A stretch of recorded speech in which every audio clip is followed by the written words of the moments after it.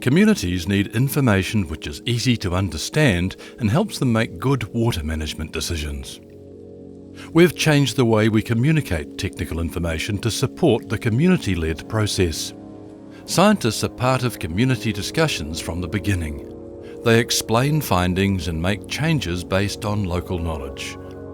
Presenting information in new ways and asking local people for advice has changed the way our scientists work. A lot of it comes down to good communication and getting good communication, two-way communication.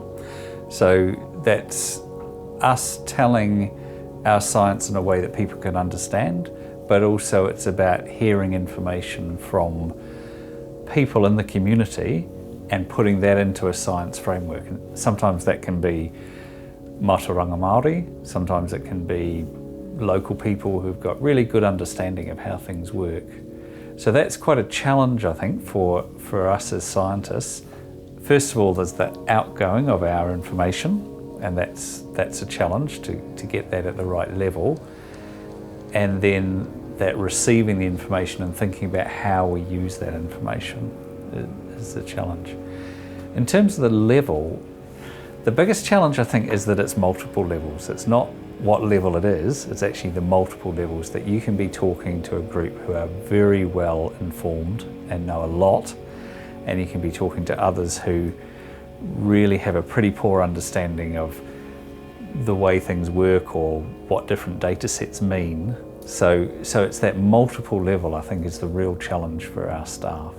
Quite often we had several goes, so we'd present some kind of techie graphs or information and pie charts or something, and we would quite often take that to the zone committee first before we would present it to a community group, and they were quite a good sounding board for that. So they would say, oh, that's too technical, or we don't quite get that, or that's not quite right. So we'd find a way of repackaging. Local knowledge was really vital part of this process in our science work, so we used it a lot. We went out and talked to people. We had a land information group, I guess you'd call it, of locals who gave us a lot of on-the-ground knowledge. So we would do things like we would take our land use maps, for example, and sit down with everybody and talk about how we'd describe the catchment. We'd talk about how we were looking at it at a slightly higher level or spatial scale. Science is complex, uncertain and changing. This is challenging for both scientists and communities when it comes to water management. Uncertainty is definitely one of the big challenges of what we're trying to get across. And I guess one of the challenges for us as scientists is, if you ask us what uncertainty is, we think error bands. So we think the answer is 95 plus or minus 5. So it could be between 90 and 100.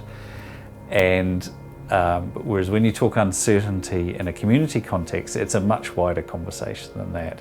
And I think some of the tools that we've brought in around thinking about risk rather than straight uncertainty have been really important. Finding new ways to present data and relate to local people has prompted scientists to look at storytelling using maps and images rather than always relying on graphs and technical data. A challenge for me was to be in a meeting once, and I was just about to talk, and there'd been several talks before me. This was early days of CWMS, and I heard somebody in front of me say, "If I see another bloody graph, I'm going to strangle the person."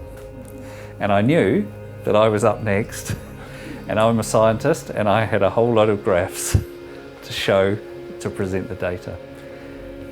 So I took the choice then that I would do it without any presentation. I would just talk, do the story.